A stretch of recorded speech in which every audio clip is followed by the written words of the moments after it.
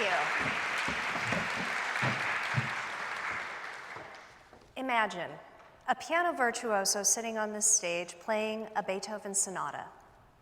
Her fingers dance across 88 keys, creating intricate harmonies and melodies, variances in volume and phrasing. Consider that sonata a stand-in for a lively conversation with a friend. There are definitely harmonies, melodies, variances in volume and phrasing. In other words, the music of spoken language. Now, imagine that same piano virtuoso settling in on the bench, getting ready to play that sonata, but instead of striking the keys with her fingers, she raises her hands and strikes the keys with ping pong paddles. We hear discordance, we hear smashed together notes, we hear only one or two sections of the keyboard being played at a time. Dexterous fingers versus ping pong paddles. This is the qualitative difference between listening to the music of spoken language through typical hearing and listening to language through a device called a cochlear implant. And yet, remarkably, despite this unexpected electric signal, children who are born deaf, who receive cochlear implants as babies, can learn how to listen to the music of spoken language and ultimately learn how to talk. How is this possible? Well, the answer lies in one of the most extraordinary features of the human brain, its ability to learn language during infancy. When babies are born, their brains are literally primed for learning. Their brains contain hundreds of millions more neurons than they will need. This is the most sophisticated statistical learning machine ever created. But what happens if the baby's brain doesn't get the input that it needs? What happens if the baby's brain doesn't hear information around it? Well, for most babies, thankfully, this isn't necessarily the case. For most babies, this statistical learning machine learns through listening. Every sound, every word, every pattern of speech that reaches that baby's ears becomes data that is processed and categorized in that linguistic database. If a baby can't hear the language around her, what happens? In the United States, approximately 1 in every 1,000 children have hearing loss. The implications of hearing loss on a baby's ability to develop language is profound. But before we dive into what happens when a baby can't hear language, let me quickly explain how we hear in the first place. Sound travels through the air as waves. These waves funnel through the ear, down the ear canal until they strike the eardrum, making it vibrate. These vibrations pass through the middle ear, where there are 3 tiny bones, the tiniest bones in the human body, which act as mechanical levers, amplifying the sound wave.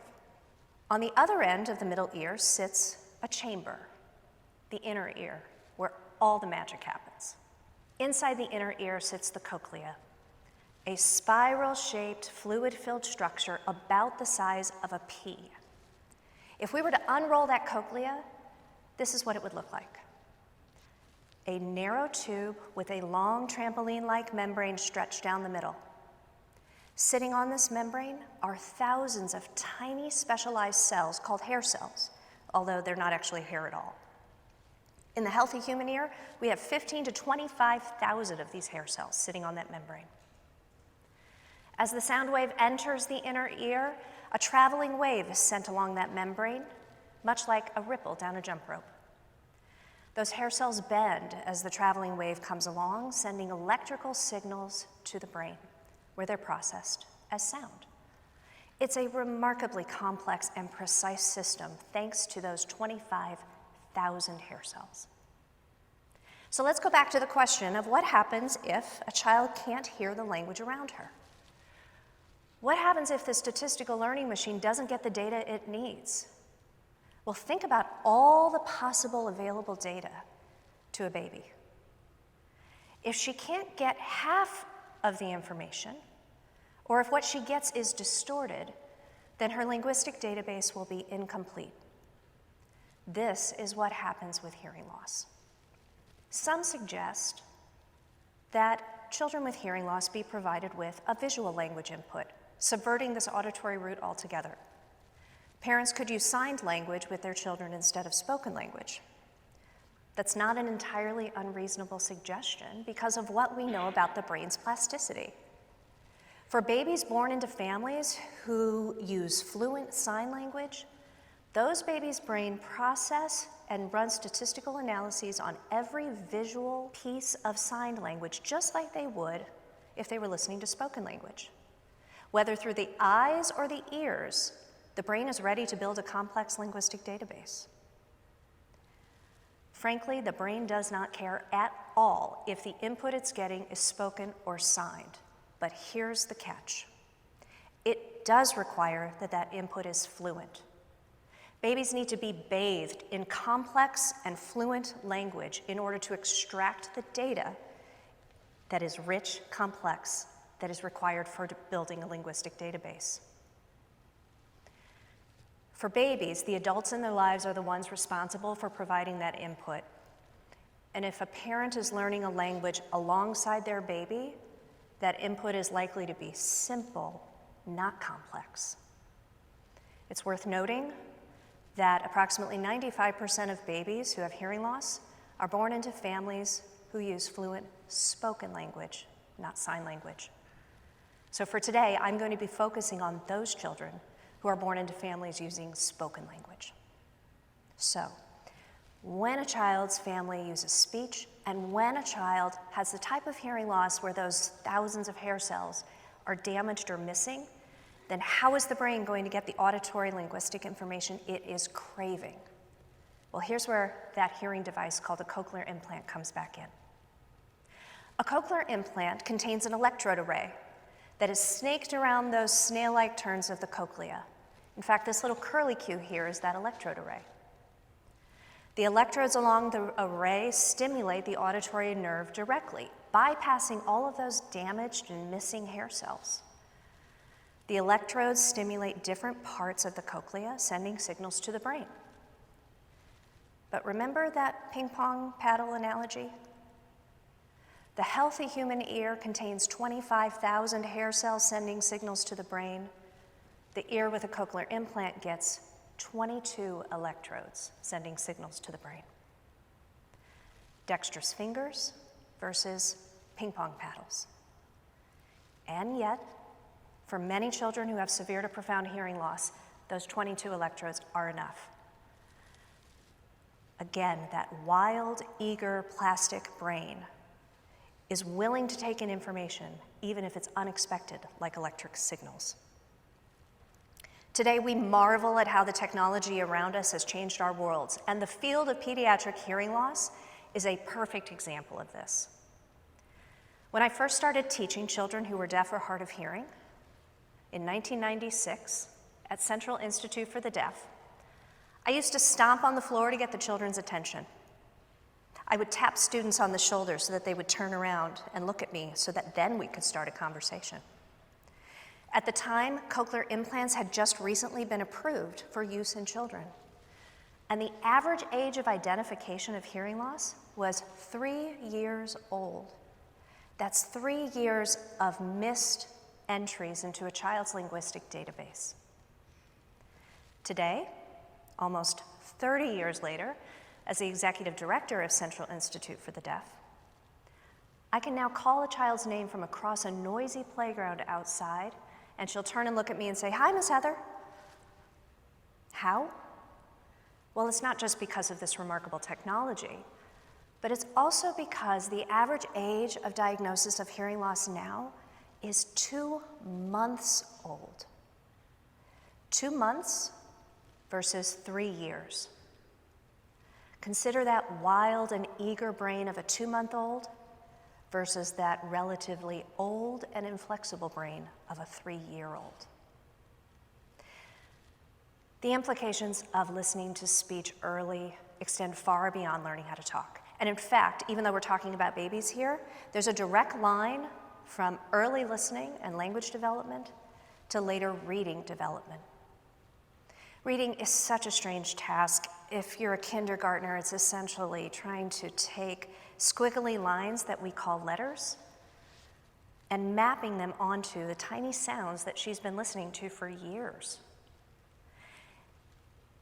If you can't hear tiny speech sounds clearly from the beginning, then learning how to read as a kindergartner becomes an uphill battle years later.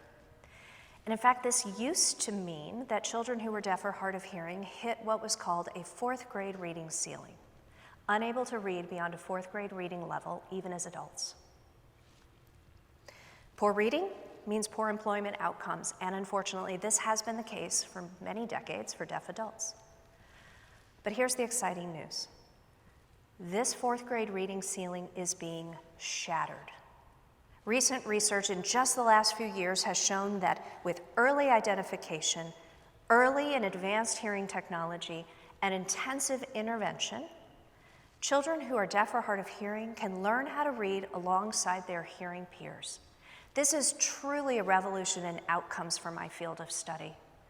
And it's due in part because we understand three things: technology, timing, and teaching.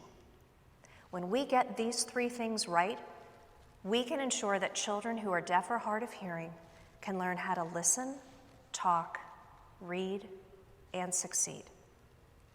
But don't just take my word for it. Take a listen to this young child who is profoundly deaf, wearing 2 cochlear implants, provided early in life, and who received intensive intervention at CID. Audrey, do you Do have you have elephant, 3 elephant? Do I have 3 elephants? Let me look. Oh, I don't have 3 elephants. Pick a card. I haven't. Do you have a match? Yeah. Tell me. I have elephant. I have.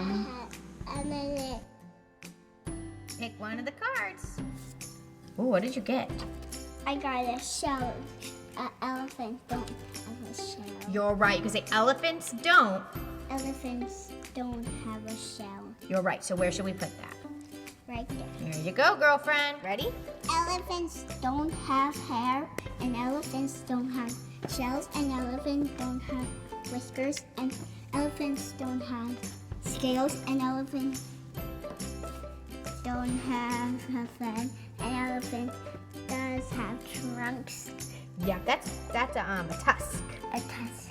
You're right. They say, with your trunks. What does a tiger? No, an elephant. This child benefited from technology, timing, and teaching. Those 3 factors contributed to the development in speech and language that you saw in this short video. So to sum up, I hope that the next time you see a baby, seemingly just taking in the world around her, maybe sitting in a high chair with strained carrots smeared across her face, that you remember this is the most sophisticated statistical learning machine ever created. This carrot-faced baby is listening to language, running analyses, taking data, and building a foundation for a lifetime of communication and literacy. The famous psychologist Jean Piaget called babies little scientists. I hope that the next time you see a little scientist, you consider what happens when that little scientist has to take in data in a slightly different way, say through an electrode array of a cochlear implant. Thank you.